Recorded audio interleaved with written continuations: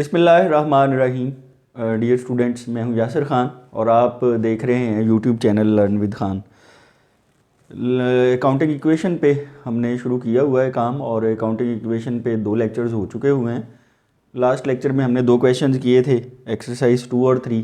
2 questions आज के lecture में हमने करने हैं, एक्सरसाइज 4 और एक्सरसाइज 5 करनी है। हर सवाल में कुछ ना कुछ नई ट्रांजैक्शंस हैं, आपको उनके इफ़ेक्ट्स अकाउंटिंग इक्वेशन पे वो करके दिखाने हैं, आपको समझाना है कि उनको लिखना कैसे है ताकि ज़रा प्रैक्टिस हो जाए, सारी चीज़ें जो है वो आपके इल्म में आ जाएं और आप उनको प्रैक्टिस कर लें।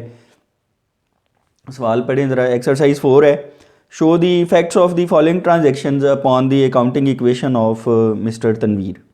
मिस्टर तनवीर की अकाउंटिंग इक्वेशन पे ये जो ट्रांजैक्शंस दी हुई हैं इनके इफ़ेक्ट्स बताने हैं। 2020 जनवरी 1। एक तो ये कि जो पिछले क्वेश्चंस थे उनमें ऐसे मंथ और डेट्स नहीं दी हुई थी, तो ये भी आज वाले इस सवाल में आ जाएंगी, तो आपको ज़रा लिखना आ जाएगा। और वो कह रहा है कि opening balances were as, opening balances इस तरह से थे, कुछ कैश इन हैंड है, डेटर्स हैं, स्टॉक है, बिल्डिंग है, क्रेडिटर्स 1 लाख के और कैपिटल 5 लाख का है, यानी कुछ एसेट्स और कुछ लाइबिलिटीज़ के बैलेंसेज दिए हुए हैं। अब जो पहले हमने 3 सवाल किए थे उनमें तो सब में जो था वो नया बिजनेस शुरू हो रहा था। ये आज जो हम सवाल कर रहे हैं इसमें ओपनिंग बैलेंसेस दिए हुए हैं, तो आपको ज़रा ये समझ आ जाए कि ओपनिंग बैलेंसेस कैसे शो करने हैं। ठीक हो गई, ये एक नई बात है इसमें। दूसरी, 7 जनवरी को वो कह रहा है गुड्स बॉट फॉर कैश और ऑन क्रेडिट, कैश पे भी ख़रीदी हैं, उधार भी ख़रीदी हैं, 16,000 की नकद हैं और 20,000 की उधार हैं, तो टोटल 36,000 की गुड्स ख़रीदी हैं। इनको कैसे लिखना है, ये आपको पता ही है, एंट्री तो हो जाएगी purchases to cash to creditor. ठीक हो गया, एक तो गुड्स एसेट बढ़ जाएगा, कैश एसेट कम हो जाएगा और क्रेडिटर लाइबिलिटी बढ़ जाएगी। 12 तारीख की एंट्री है, रेंट पेड इन एडवांस। ये एक नई ट्रांजैक्शन है कि आपने एडवांस में ही रेंट दे दिया है, तो उस प्री पेड रेंट का, जो चीज़ एडवांस में दे दी जाए उसे प्री पेड कहते हैं। तो प्री पेड रेंट की एंट्री क्या होगी उसका एनालिसिस करके वो आपको समझाना है। और फिर 20 तारीख जो है वो ये हो रहा है कि goods sold for cash ₹6,000, costing ₹5,500। 5500 की चीज़ें 6,000 में बेच दी हैं, 500 रुपये उस पर प्रॉफिट हो रहा है। ये लेन देन पहले भी किया हुआ है लेकिन ज़रा और प्रैक्टिस हो जाएगी, रिवीजन हो जाएगी। और 24 जनवरी को कह रहा है purchased motorcycle for personal use, 20,000 का मालिक ने अपने ज़ाती इस्तेमाल के लिए मोटरसाइकिल ख़रीद लिया है। तो मालिक के लिए जो भी उसके ज़ाती इस्तेमाल के लिए अखराजात होते हैं वो अगर कारोबार में से पे करते हैं हम, तो वो तो ड्राइंग दें, ठीक, तो उसको दर्ज करना है हमने। और 26 जनवरी को बिल्डिंग पे डेप्रीसिएशन है 20,000, तो ये ट्रांजैक्शन है, डेप्रीसिएशन लेनी है, डेप्रीसिएशन इनडायरेक्ट एक्सपेंस है। हम इसको process of making journal entries में डिस्कस कर चुके हुए हैं, लेक्चर वो पढ़ा हुआ है, नहीं देखा हुआ तो वो लेक्चर लाजमी देखें, पीछे प्लेलिस्ट में पढ़ा हुआ है। डेप्रीसिएशन इनडायरेक्ट एक्सपेंस बढ़ गया वो डेबिट हो जाएगा, और बिल्डिंग फिक्स्ड एसेट है, कम हो गया तो वो क्रेडिट हो जाएगा। फिर कमीशन रिसीव किया है, 3,500 रुपये रेवेन्यू है ये, तो कैश टू कमीशन रेवेन्यू। ये तो जो है वो क्या इसे कहते हैं सवाल है, इसको अब हमने हल करना है। सॉल्यूशन की तरफ आएँ ज़रा। एक्सरसाइज 4 वर्किंग मैंने ना ये सारी नहीं करके दिखाई आपको, पिछले जो क्वेश्चंस थे उनमें मैंने एक एक लेन देन को आपको वर्कआउट कर दिया था कि ऐसे ही उसको करना है। आज समझाने के लिए जो कोई 2 लेन देन मैंने निकाले हैं ये आपको बता देते हैं, तो जैसे ही वो लेन देन आएगा तब मैं आपको ये एनालाइज कर दूंगा। ये है रिक्वायरमेंट है अकाउंटिंग इक्वेशन, और मिस्टर तनवीर है सोल प्रोप्राइटर है, मिस्टर तनवीर्स अकाउंटिंग इक्वेशन और एज ऑन। तो हमें जो क्वेश्चन की आखिरी तारीख दी हुई है वो जनवरी 31 है, तो जनवरी 31, 2020। ठीक हो गया, ये 3 लाइनों में ऐसे हेडिंग आ जाएगी और फिर ये अकाउंटिंग इक्वेशन का आ जाएगा फॉर्मेट। तो एसेट्स इक्वल टू है जी लाइबिलिटीज़ प्लस ओनर्स इक्विटी, और ये डेट वाला कॉलम है 2020 जनवरी 1 बैलेंसेज। ये है नई चीज़ आज की, ऐसे लिखना है आपने। 2020 जनवरी 1 बैलेंसेज हैं, कैश का 50,000 है और डेटर्स भी 50,000 के हैं, और उसके बाद जो है वो गुड्स जो हैं 60,000 की हैं, बिल्डिंग 4,40,000 की, और ये बराबर हैं। क्रेडिटर्स 1 लाख के हैं और प्लस कैपिटल 5 लाख का है। ये बैलेंसेज पहले से गिवन है, तो 6 लाख रुपया ये बन रहा है, और ये साइड भी जो है वो 1,60,000 और 40 2 और 4 6 लाख रुपए के एसेट्स हैं, और ये बराबर हैं 6 लाख रुपए की इक्विटीज़ हैं। 7 जनवरी को ट्रांजैक्शन ये हुई है कि गुड्स बॉट फॉर कैश ₹16,000 और ऑन क्रेडिट ₹20,000। टोटल 36,000 की 36,000 की गुड्स खरीदी हैं, 16,000 की तो हैं कैश पे और 20,000 की उधार पे हैं। तो क्या होना है, 16,000 पे कैश में से कम हो जाएंगे, डेटर्स में कोई कमी बेशी नहीं होनी, गुड्स में 36,000 पे इजाफा हो जाएगा, बिल्डिंग में कोई कमी बेशी नहीं होनी, और क्रेडिटर्स में 20,000 पे इजाफा हो जाएगा, ऐड हो जाएंगे।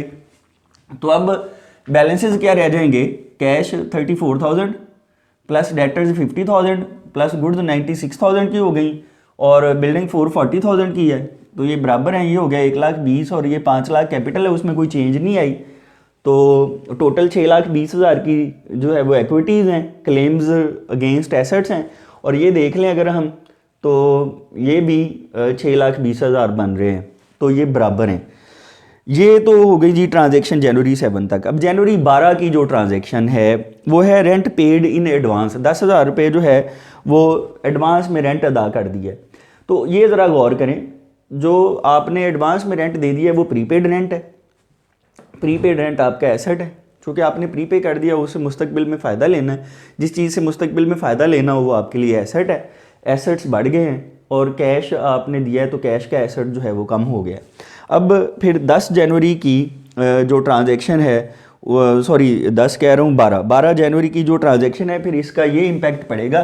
जनवरी 12 आप ऐसे लिखेंगे, 10,000 रुपये कैश कम हो जाएगा, डेटर्स में कोई असर नहीं होगा, गुड्स में कोई इम्पैक्ट नहीं होगा, बिल्डिंग पे कोई इम्पैक्ट नहीं पड़ेगा, कोई इसका नहीं आना इफेक्ट। हाँ, नया एसेट आ गया प्लस प्रीपेड रेंट। आपको समझाया था कि जहाँ कोई लेन देन नया उसमें अकाउंट आ जाए तो बिल्कुल उससे पिछली लाइन में आप लिखें नील, और अब देखें उसमें 10,000 रुपये ऐड हो जाएंगे। तो लाइबिलिटीज़ में कोई इजाफा या कमी नहीं है और कैपिटल में कोई इजाफा या कमी नहीं है। ये एनालाइज कर लेना बड़े फ़ायदे की बात है। अब यहाँ से आपको पता चल रहा है कि ये एसेट है और ये भी एसेट है, ये प्रीपेड रेंट है, ये एसेट है हमारा, और कैश एसेट है। तो जिसमें इजाफा हुआ, जिसमें कमी हुई, इजाफा हुआ ऐड कर देना है, कमी हो जाए तो उसमें से लेस कर देना है। ये काम कर लेना आपको इधर आसानी दे देता है।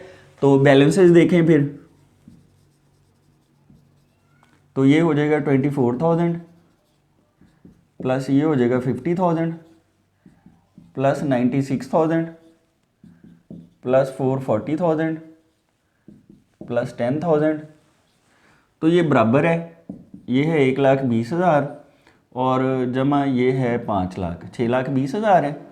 तो ये साइड जो है वो 450 546 96 और 620, 6,20,000 जो है वो एसेट्स हैं और 6,20,000 की लाइबिलिटीज़ हैं। ये ट्रांजैक्शन आपको दर्ज करनी सिखा दी।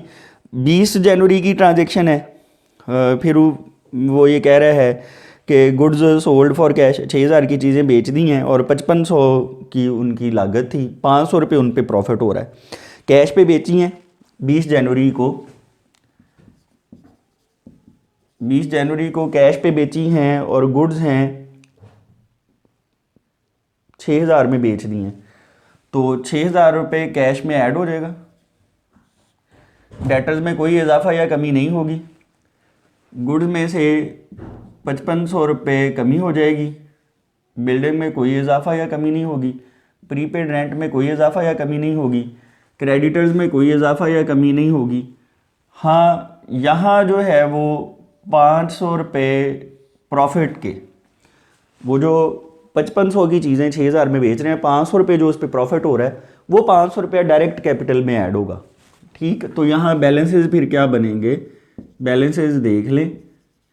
बैलेंसेस बन जाएंगे 30,000 प्लस 50,000 प्लस जो है वो 90,500 प्लस 440,000 प्लस 10,000 और ये बराबर है 1,20,000 प्लस कर देना है 5,05,00,000 रुपये, 5,05,00,000 रुपये कैपिटल है। तो यहाँ तक जो है वो ये बराबर है। 24 जनवरी को मोटरसाइकिल ख़रीदा फॉर पर्सनल यूज़। अब ये भी ज़रा देख लें, ये ड्राइंग्स हैं जो 24 जनवरी में मोटरसाइकिल जो ख़रीदा है, अगर तो बिज़नेस के लिए ख़रीदते तो वो बिज़नेस का एसेट होना था। अब वो चूँकि ख़रीदा है मालिक के ज़ाती इस्तेमाल के लिए, तो इसलिए वो ड्राइंग्स हैं। तो एक अकाउंट ड्राइंग का आ जाएगा, जैसे कैपिटल की लाइबिलिटी में कमी आ जाती है। और जो कैश है वो एसेट है, तो चूँकि ख़रीदा है, पैसे दिए हैं आपने, तो वो भी कम हो गया है। और मोटरसाइकिल ख़रीदा गया है 20,000 का। तो 24 जनवरी की जो ट्रांजैक्शन होनी है, जनवरी 24 की, उसमें 20,000 रुपये कम हो रहे हैं कैश में से। 20,000 ये कैश डिक्रीज़ हो रहा है। डेटर्स ऐसे ही आ जाएंगे, गुड्स ऐसे ही आ जाएंगी, उनमें कोई इजाफा कमी नहीं, बिल्डिंग में कोई इजाफा कमी नहीं, प्रीपेड रेंट में, क्रेडिटर्स में। और ड्राइंग्स की वजह से कैपिटल की लाइबिलिटी जो है वो 20,000 रुपये कम हो जाएगी। तो यहाँ से 20,000 वो आपने कम कर देने। तो बैलेंसेस देखें फिर, ये आ जाएगा 10,000 जमा 50,000 जमा 90,500 जमा 4,40,000 जमा 10,000, और ये बराबर होगा 1,20,000। तो प्लस कर दें 4,80,500। तो ये जो है वो क्वेश्चन की इस वक्त सूरत हाल है। फिर उसके बाद 24 जनवरी के बाद जो है वो 26 तारीख को बिल्डिंग पे डेप्रीसिएशन है। बिल्डिंग पे डेप्रीसिएशन है तो डेप्रीसिएशन एक्सपेंस है, और बिल्डिंग जो है वो फिक्स्ड एसेट है। अब जो एक्सपेंस हैं उनका तो हेड यहाँ पे है ही नहीं, एसेट्स हैं, लाइबिलिटीज़ हैं और इक्विटी है, ओनर इक्विटी है। तो आपको समझाया था कि जो खर्चा होता है उसे डायरेक्ट फिर आपने कैपिटल में से लेस करना है। तो यहाँ 20,000 रुपये जो डेप्रीसिएशन है, एक तरफ तो जनवरी 26 की ये ट्रांजैक्शन है, तो कैश में कोई इजाफा या कमी नहीं, ये वैसे ही नॉन कैश एक्सपेंस है। डेटर्स में कोई इजाफा कमी नहीं, गुड्स ऐसे ही आ जाएंगी। तो एक तरफ बिल्डिंग में 20,000 जो है वो कमी आएगी, प्रीपेड रेंट ऐसे ही आ जाएगा, क्रेडिटर्स ऐसे ही आ जाएंगे, और 20,000 रुपये जो है वो कैपिटल कम होना है। कैपिटल इसलिए कम होना है कि एक्सपेंसेस, आपको समझाया था कि एक्सपेंसेस हों तो वो लॉस क्रिएट करते हैं, इसलिए वो डायरेक्ट कैपिटल में से लेस हो जाते हैं। तो वो 20,000 डायरेक्ट कैपिटल में से आपने लेस कर देना है। इसके बाद फिर बैलेंसेज निकालने हैं, हर ट्रांजेक्शन के बाद बैलेंस करना है। 10,000 प्लस 50,000 प्लस 90,500 प्लस 420,000 प्लस 10,000, और ये इक्वल है 120,000 प्लस 460,500। तो 5,80,500 ये बन रहा है। और अगर आप इधर गौर करें, 4,30, 5,20, 5,70 और 5,80, 5,80,500 ये बन रहा है, और 5,80,500 ही जो है वो ये वाली साइड है। अब आखिरी एंट्री गौर करें ज़रा, कमीशन रिसीव किया है जनवरी 31 को, 3,500 रुपये कमीशन रेवेन्यू रिसीव किया है। तो एंट्री तो होनी है कैश एसेट बढ़ गया डेबिट, और कमीशन रेवेन्यू है वो बढ़ गया, तो क्रेडिट एंट्री हो जाएगी cash account debit to commission revenue account credit. जो कैश बढ़ रहा है वो तो आप कैश में जमा कर दोगे, और जो कमीशन रेवेन्यू बढ़ रहा है, अब जब रेवेन्यूज़ बढ़ते हैं, रेवेन्यूज़ का आपको ये ट्रीटमेंट बताया, रेवेन्यूज़ और एक्सपेंसेस के दो हेड्स को बहुत जो है वो याद रखना है कि एक्सपेंसेस ने डायरेक्ट कैपिटल में से लेस होना है, और रेवेन्यूज़ ने डायरेक्ट कैपिटल में ऐड होना है। तो अब यहाँ जो 3,500 रुपये कमीशन रिसीव किया है जनवरी 31 है, तो 3,500 रुपये कैश में ऐड कर देंगे, 3,500, और डेटर्स ऐसे ही आ जाएंगे, गुड्स ऐसे ही आ जाएंगी, बिल्डिंग ऐसे ही आ जाएगी, प्रीपेड रेंट में कोई इजाफा कमी नहीं, क्रेडिटर्स में कोई इजाफा या कमी नहीं, और वो 3,500 रुपये रेवेन्यू है वो डायरेक्ट कैपिटल में ऐड हो जाएगा। तो अब बैलेंसेज की जो है वो सिचुएशन कुछ इस तरह से होगी, पोजीशन इस तरह से होगी। 13,500 रुपये कैश है, प्लस 50,000 जो है वो डेटर्स हैं, 90,500 रुपये ये गुड्स हैं, 4,20,000 रुपये ये बिल्डिंग है, 10,000 रुपये प्रीपेड रेंट के हैं, और ये इस वक्त बराबर हैं 1,20,000 और जमा ये 4,60 और 61 और 3,64 4,64,000 4,64,000 आ जाएगा। तो अब आप ज़रा गौर कर लें तो टोटल कुछ इस तरह से है। ये वाली साइड तो 5,84,000 है, तो इसको देख लेते हैं। ये साइड जो है 13,500 और 500 14,000 64 और 1,54 और 5,74 और 10 5,84,000। तो 5,84,000 एसेट्स साइड है और ये बराबर है 5,84,000 ही जो है वो इक्विटीज़ साइड है। एंड पे आपने लाइन जो है वो सारा वो लगा देनी है, उसको कंप्लीट कर देनी है, लाइन एंड पे मुकम्मल लगा देनी है। 5,84,000 बराबर है 5,84,000 के। एसेट्स भी प्रॉपर्टीज़ भी हमारी जो हैं वो रिसोर्सेज 584,000 के हैं और claims against assets rights against properties और इक्विटीज़ जो हैं वो भी 584,000 की हैं। इक्वेशन बराबर है हमारी। ये क्वेश्चन हो गया है। इसमें जो नई बातें थी, लिखने का जो अंदाज़ था वो मुझे पूरी उम्मीद है समझ आ गया होगा। ये गौर करें ज़रा, हर एसेट को हर एक अकाउंट को अलग-अलग आपने मैनेज करना है, चीज़ें समझनी है, प्रैक्टिस करनी है अच्छे तरीके से। क्वेश्चन हो कोई तो वो कमेंट्स में मुझसे पूछ लेना है, वो आपको उसको आंसर कर दिया जाएगा। नेक्स्ट क्वेश्चन करते हैं फिर हम। एक्सरसाइज 5 देखें। अब ज़रा क्वेश्चन रीड करें पहले, फिर इसको मैं आपको समझाता हूँ। सवाल ही आपके सामने है। एक्सरसाइज 5 है, show the effects of the following transactions on the accounting equation. ये नीचे कुछ लेन देन दिए हुए हैं, इनका अकाउंटिंग इक्वेशन पे इफेक्ट बताना है। अच्छा, ये क्वेश्चन थोड़ा सा लेंथी है, थोड़ा सा लंबा सवाल है, ज़्यादा ट्रांजैक्शंस हैं और फिर इसमें कुछ नई भी हैं, कुछ लेन देन हर क्वेश्चन में मैंने थोड़े थोड़े डाले हैं ताकि आपको उस तरह का लेन देन जो है वो आ जाए, प्रैक्टिस में आ जाए, जो भी यहाँ समझाया जा रहा है वो आपको क्लियर हो जाए। Kaleem started his business with cash ₹2 lakh. Saleem ने कारोबार शुरू किया है, कैश है 2 लाख रुपए। तो ये सिंपल ट्रांजैक्शन है। 4 तारीख को ही परचेज्ड फर्नीचर, 40,000 का फर्नीचर ख़रीदा गया है। नहीं बताया हुआ कि क्या कोई और टर्म्स एंड कंडीशन है, सिर्फ इतना पता चल रहा है कि कोई चीज़ ख़रीदी है, फर्नीचर ख़रीदा है। ये नहीं बताया गया कि किससे ख़रीदा है, पैसे कब देने हैं। तो आपको पता है कि ऐसा लेन देन भी फिर नकद लेन देन होता है, ये फिर नकद ख़रीद है फर्नीचर की, तो फर्नीचर एसेट बढ़ जाएगा, कैश एसेट कम हो जाएगा। फिर गुड्स परचेज्ड फॉर कैश हैं, बड़ा वाज़े फॉर कैश आ गया है, ये नकद लेन देन है। फिर 10 तारीख को carriage paid on goods purchased, goods खरीदी हैं उसके ऊपर कैरेज दिया है, ये कैरेज इनवर्ड है, कैरेज ऑन परचेजेज है, कैरेज इनवर्ड है, हमारा एक्सपेंस है, अदा किया है तो कैश एसेट कम हो जाएगा। 14 तारीख को गुड्स सोल्ड, कैश पे बेच दी हैं 15,000 की और जिनकी कॉस्ट 10,000 थी, 10,000 वाली 15 में बेच दी हैं, 5,000 रुपये प्रॉफिट हो रहा है। फिर 20 तारीख को goods sold on credit 30,000 costing 25,000। फिर 25,000 वाली जो हैं वो 30,000 में बेच दी हैं। और 23 तारीख को गुड्स परचेज्ड ऑन क्रेडिट, उधार खरीदी हैं 20,000 की। तो 25 तारीख को कैश पेड टू क्रेडिटर्स या 10,000 रुपये क्रेडिटर्स को कैश दे दिया है। और आगे जो हैं वो 3 लेन देन 27, 28 और 30 के ये हैं इंपॉर्टेंट इसमें नए। 27 को commission received in advance, advance में कमीशन रिसीव की है तो उसको कैसे रिकॉर्ड करना है। 28 तारीख को हैं goods return to the creditor, ये जो ख़रीदी थी ना 23 तारीख को उधार, वही क्रेडिटर है, उसको 2,000 की वापस कर दी हैं, ख़रीदी हुई वापस की हैं और उधार ख़रीदी हुई वापस की हैं।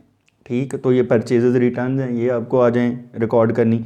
और 30 तारीख को रेंट पे किया है 8,000, ये तो पेमेंट हो गई, ख़र्चा है। सैलरीज पेएबल हैं 7,000, ये भी ख़र्चा है लेकिन ये पेएबल है, ये बताया जा रहा है कि ये पेएबल है, ये एक्सपेंस है और पेएबल है, तो इसको कैसे रिकॉर्ड करना है ये हमने समझना है। तो ये हैं लेन देन, इनसे हमने अकाउंटिंग इक्वेशन बनानी है। तो जो तो सिंपल ट्रांजैक्शंस थी उनकी मैंने वर्किंग वगैरह नहीं की, ये सोल्यूशन देख लें ज़रा। तो वर्किंग नोट्स में आपको ये 27, 28, 30 वाले इनका एनालिसिस नज़र आ रहा है। ये जब लेन देन वहाँ आते हैं तो फिर मैं आपको समझाता हूँ। रिक्वायरमेंट से स्टार्ट करें। रिक्वायरमेंट है अकाउंटिंग इक्वेशन। कलीम का बिजनेस है, सोल प्रोप्राइटर है Kaleem's accounting equation as on June 30, 2018। चूँकि लास्ट ट्रांजेक्शन 30 जून का था तो जून 30 तक हमने बनानी है। फॉर्मेट देख लें ज़रा। एसेट्स हैं और ये बराबर हैं लाइबिलिटीज़ प्लस ओनर्स इक्विटी। तो ये एक ट्रांजेक्शन जो सिंपल सी पहले वाली है वो मैंने लिख दी है। 2018 जून 1 कैश है 2 लाख रुपए और कैपिटल भी 2 लाख है। तो पहली ट्रांजेक्शन के बाद बैलेंसेस देखें 2 लाख और बराबर होगा कैपिटल 2 लाख के। ये तो हो गया जी जून 1 तक। अब 4 जून को देखें, उसने कहा जी फर्नीचर ख़रीदा है 40,000 का। ही परचेज फर्नीचर ₹40,000। तो फर्नीचर आ जाएगा। नया ये खाता है तो इसे पिछली लाइन में ये नील कर देंगे। 40,000 रुपये फर्नीचर पे लगाए हैं तो 40,000 फर्नीचर में ऐड हो जाएगा और कैश में से लेस हो जाएगा। नकद ख़रीदा है, कैश में से माइनस हो जाएंगे, फर्नीचर में 40,000 ऐड हो जाएंगे और कैपिटल में कोई इजाफा या कमी नहीं होगी। तो सूरत हाल कुछ ऐसी होगी। बैलेंसेस देखें जून 4 के लेन देन के बाद 1,60,000 प्लस 40,000 और ये बराबर होगा 2 लाख के। ये तो 4 जून हो गई। 4 जून के बाद जो है वो 7 जून को देखें ज़रा। 7 जून को वो कह रहा है कि goods purchased for cash ₹80,000। Goods ख़रीदी हैं कैश पे 80,000 की। तो गुड्स एसेट है बढ़ जाएगा डेबिट और कैश एसेट है कम हो जाएगा तो क्रेडिट। 80,000 की गुड्स ख़रीदी गई हैं तो उसको कैसे लिखेंगे? अब गुड्स भी नहीं है यहाँ पे तो नया अकाउंट है उसको भी ऐड कर लें प्लस गुड्स। तो जून 7 जून को 80,000 कैश में से माइनस हो जाएगा। फर्नीचर में कोई इजाफा या कमी नहीं होगा। तो आपको पता है कि जब नया खाता आए जिस वो तारीख पे आ रहा है उसे बिल्कुल पीछे आप नील लिख लें। तो अब उसमें 80,000 की गुड्स ऐड हो जाएगी, ख़रीद रहे हैं आप तो 80,000 की गुड्स जो हैं वो ऐड हो जाएगी। कैपिटल में कोई इजाफा या कमी नहीं होगा।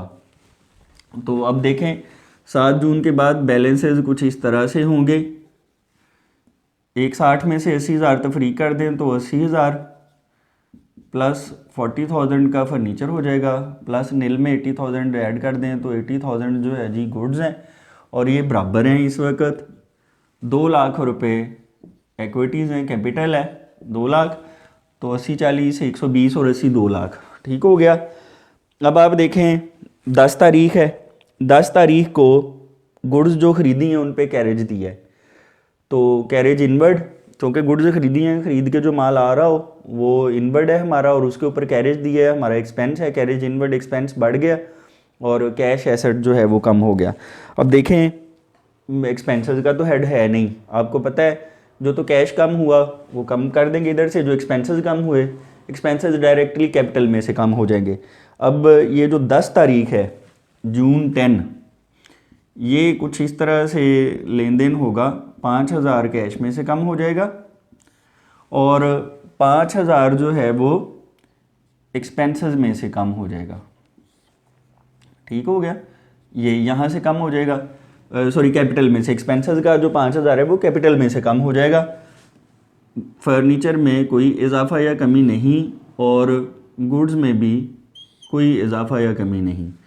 तो बैलेंसेस फिर जून 10 के बाद इस तरह से होंगे 75,000 जमा 40,000 और जमा जो है वो 80,000 और ये बराबर होगा। इस वक्त इक्विटीज़ की पोजीशन यह है कि कैपिटल है 1,95,000 का और अगर आप ये गौर करें 75 और 40 115, 115 और 80 195 तो 1,95,000 के एसेट्स हैं और इतने का ही जो है वो इक्विटीज़ हैं इस वक्त। अच्छा, फिर उसके बाद जो हमें 14 तारीख की ट्रांजैक्शन है वो ये है कि हमने कैश पे 15,000 का माल तजारत गुड्स जो हैं वो सेल कर दी हैं और उनकी कॉस्ट जो थी वो 10,000 थी। लेकिन 10,000 की गुड्स ली और 15,000 में बेच दी, 5,000 रुपये उस पर प्रॉफिट हुआ। तो ये कैश पे हैं। 14 तारीख जून 14 है, तो बेच दी हैं 15,000 में। 15,000 रुपये कैश में ऐड कर दें। फर्नीचर में कोई इजाफा या कमी नहीं। गुड्स में से 10,000 तफरीक कर दें, गुड्स में से 10,000 तफरीक कर दें और फिर जो 5,000 पे प्रॉफिट हो रहा है वो डायरेक्ट आप कैपिटल में ऐड कर दें। तो फिर इस वक्त सिचुएशन क्या हो जाएगी, बैलेंसेज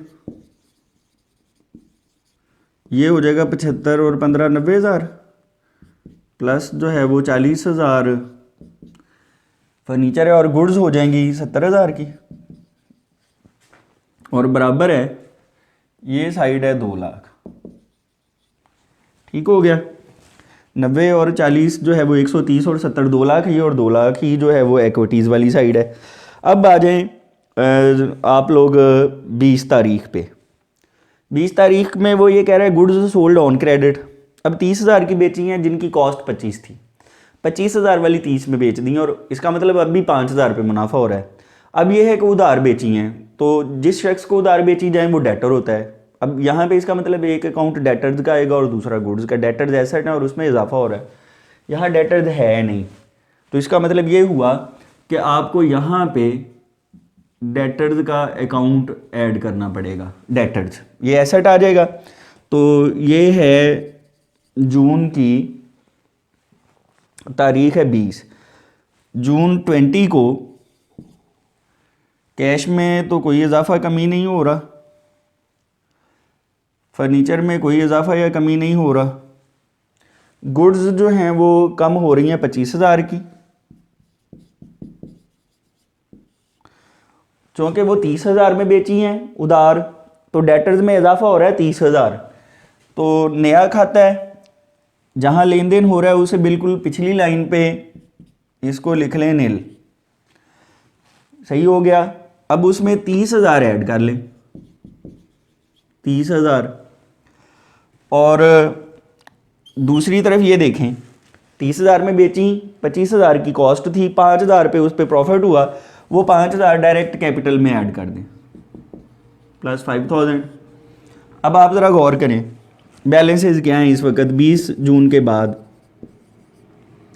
90,000 कैश है, 40,000 फर्नीचर है और गुड्स हो जाएंगी 45,000 की, 45,000 की, 30,000 रुपये डेटर्स हैं और ये बराबर हैं 2,05,000 रुपये कैपिटल है। अब ये वाली साइड देखें 90 और 40 130 और 45 175 और 30 205, 2,05,000 के एसेट्स हैं और इक्विटीज़ भी 2,05,000 की ही हैं।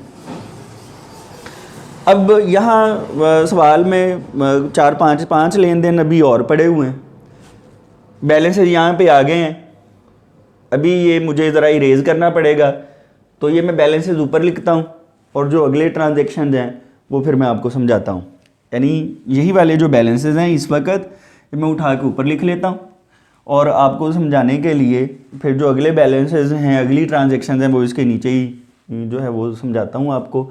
और वो लेन देन है बड़े इंपॉर्टेंट, इसलिए इसे ज़रा अच्छी तरह से समझ लें। अच्छा, तो ये देखें अब ज़रा जो बैलेंसेज यहाँ पे नीचे लिखे हुए थे वो बैलेंसेज मैंने ये सारा इरेज कर दिए और वो बैलेंसेज ऐसे ऊपर लिख दिए ताकि जो अगली ट्रांजेक्शन है वो मैं आपको समझा सकूँ। ठीक हो गया। तो पिछला तो आपने नोट कर लिया, अब ये बैलेंसेज यहाँ से उठा के मैंने ऊपर लिख दिए हैं, ये बैलेंसेज हैं। तो देखें ज़रा, अब 23 तारीख की ट्रांजेक्शन 20 तक तो हो गई थी, तो जून 23 है और जून 23 को ट्रांजेक्शन कुछ ये है कि गुड्स परचेज ऑन क्रेडिट हैं, 20,000 की गुड्स जो हैं वो उधार ख़रीदी हैं जून 23। अब यहाँ आ जाएगा, एक तरफ तो गुड्स हैं गुड्स एसेट है, गुड्स का एसेट इंक्रीज़ हो जाएगा। और जो उधार खरीदी हैं तो वो क्रेडिटर है, क्रेडिटर है लाइबिलिटी, लाइबिलिटी भी इंक्रीज़ हो जाएगी 20,000 की। अब यहाँ पे क्रेडिटर्स पहले नहीं है लिखे हुए, तो यहाँ ज़रा देखें, कैश में कोई इजाफा कमी नहीं, फर्नीचर में कोई इजाफा या कमी नहीं, गुड्स खरीदी हैं यहाँ पे 20,000 की, गुड्स परचेज ऑन क्रेडिट हैं, 20,000 की गुड्स खरीदी जा रही हैं, तो गुड्स में तो 20,000 ऐड हो जाएगा, 20,000 गुड्स में ऐड हो जाएगा, डेटर्स में कोई इजाफा कमी नहीं। अब देखें यहाँ जिम्मेदारियों में क्रेडिटर है नहीं पहले, ठीक, तो नया अकाउंट ऐड करना पड़ेगा, तो यहाँ लाइबिलिटीज़ में लिख लेंगे क्रेडिटर्स। तो चूँकि आगे और भी कोई प्लस हो सकते हैं तो यहाँ प्लस, तो इधर भी ऐसे प्लस लगा लेंगे। तो क्रेडिटर्स पहले नील थे, उनमें 20,000 हो गया ऐड, और कैपिटल में कोई इजाफा या कमी नहीं हुआ। तो अब ज़रा बैलेंसेज देख लें। बैलेंसेज 23 जून के बाद सूरत हाल है ये, cash 90,000 plus furniture 40,000 plus goods हो गई हैं 45 और 20 65,000 की, और ये हैं जी 30,000 के, तो बराबर है क्रेडिटर हैं 20,000 और प्लस यहाँ भी प्लस 2,05,000, तो ये हो गया 225, 65 और 40 105, 135 और 90 225, 225,000 के एसेट्स हैं और इतने के ही जो हैं वो इक्विटीज़ हैं। अब 23 के बाद देखें आप, है जी 25 तारीख, 25 तारीख को वो कह रहे हैं कैश पेड टू क्रेडिटर। ये जो क्रेडिटर्स हैं इनको 10,000 रुपये कैश हो गया है पे, इनकी जो है वो पेमेंट कर दी है हमने, क्रेडिटर लाइबिलिटी कम हो जाएगी, उतना कैश भी कम हो जाएगा 10,000 रुपये। तो 23 के बाद है 25 जून, जून 25, जून 25 को 10,000 कैश कम हो जाएगा, और फर्नीचर वैसे ही, गुड्स वैसे ही, डेटर्स में कोई इजाफा कमी नहीं, क्रेडिटर्स में भी 10,000 कमी हो जाएगी, और कैपिटल में कोई इजाफा या कमी नहीं। तो सिचुएशन ये होगी। 25 के बाद बैलेंसेस देखें, 80,000 प्लस 40,000 प्लस 65,000 प्लस 30,000, और ये बराबर होंगे 10,000 प्लस 205,000, 2,15,000। ठीक हो गया, ये बन रहा है जी 2,15,000।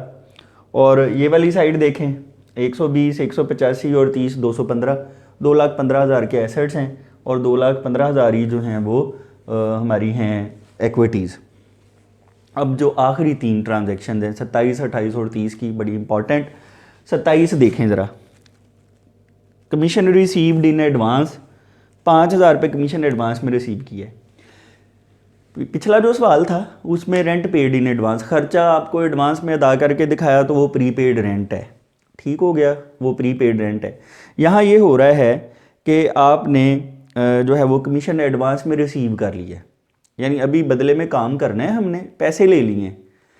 तो जब पैसे आपने एडवांस में ले लिए तो चलिए कैश एसेट बढ़ गया, लेकिन अब आपने जो कि बदले में काम करना है और काम करना भी बाकी है, तो ये आपकी जिम्मेदारी है, अभी ये आमदनी नहीं बने, ठीक, आपने ये आपकी जो है वो रेवेन्यू नहीं बने हैं अभी। उसकी रीज़न कि ये रेवेन्यू एडवांस में रिसीव किया है, अभी इसके बदले में काम करना रहता है। तो उसकी एंट्री देखें ज़रा, एक कैश का अकाउंट आ जाएगा। तो जिस तरह से प्री पेड एक्सपेंस होता है, ऐसे ही प्री रिसीव्ड रेवेन्यू होता है, आमदनी रिसीव की जाती है। प्री रिसीव्ड का मतलब है पहले से वसूल कर ली है, एडवांस में वसूल कर ली है, तो ये प्री रिसीव्ड कमीशन है। तो ये हो गया जी लाइबिलिटी, कैश एसेट बढ़ गया और ये लाइबिलिटी बढ़ गई, ठीक। तो ये आपने लिया है 5,000 कैश। अब जून की है 27 तारीख, जून 27 आ जाएगी, 5,000 कैश में ऐड कर लें, बढ़ा लें कैश, ठीक हो गया, ऐड हो गया जी, इंक्रीज़ हो गया। फर्नीचर में कोई इजाफा कमी नहीं, गुड्स ऐसे ही आ जाएंगी, डेटर्स ऐसे ही आ जाएंगे। तो अब ज़रा गौर करें, क्रेडिटर्स भी वैसे ही आ जाएंगे, उसमें भी कोई इजाफा कमी नहीं।